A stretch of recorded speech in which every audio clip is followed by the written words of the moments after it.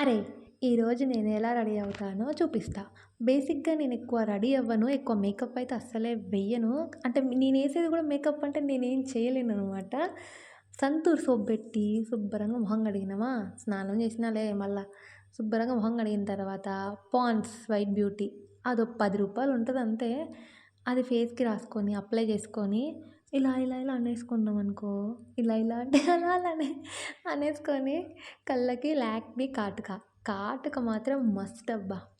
కళ్ళల్లో కాటుక పెట్టుకున్న తర్వాతకి కొంచెం సేపు ఆ ఫేస్‌ని ఆరనిచ్చినంక ఇంకేం పెట్టను మళ్ళా. ఇంగ దానికి ఏ లేయర్ ఎయను, ఏమెయను. Only Pond's white beauty with Lakme కాటుక. ఈ చెవులకు పెద్ద స్టోరీనే ఉంది. ఒకసారి చెవులయి మా నాన్న తీసుకో అని అన్నాడు. వద్దులే అని చెప్పి ఇంటికొచ్చేసాను. మళ్ళీ మా నాన్న ఎందుకో వెళ్లి తీసుకొనొచ్చిండు. మా మమ్మీ గూడా వెళ్ళింది. ఇద్దరు తీసుకొనొచ్చారనమాట.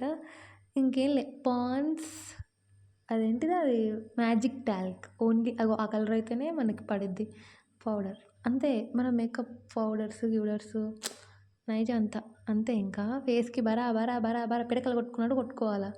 అట్లుంటది మరి మనతోని. నేను కాలేజ్‌కెళ్ళేటప్పుడు గూడా ఇంతే. పిడక కొట్టుకున్నట్టు కొట్టుకున్నామనుకో అయిపోయి. ఇంగ మనం రెడీ అవ్వడం ఇంకేముంది బొట్టు పెట్టుకోవడమే. మనకెక్కువ పెద్ద బొట్లు ఇష్టం నాకు. బట్ నార్మల్ రొటీనే కాబట్టి బ్లాక్ బొట్టు పిల్లతోటి అయిపోయి. బొట్టు పెట్టుకున్న తర్వాతకి ఆడపిల్లలైనా ఎవరిలైనా నేను అట్లా అనను. బాయ్స్ కూడా పెట్టుకుంటారు కొంతమంది బొట్టు. కుంకుమ పెట్టుకున్నామనుకో చాలా బావుంటది.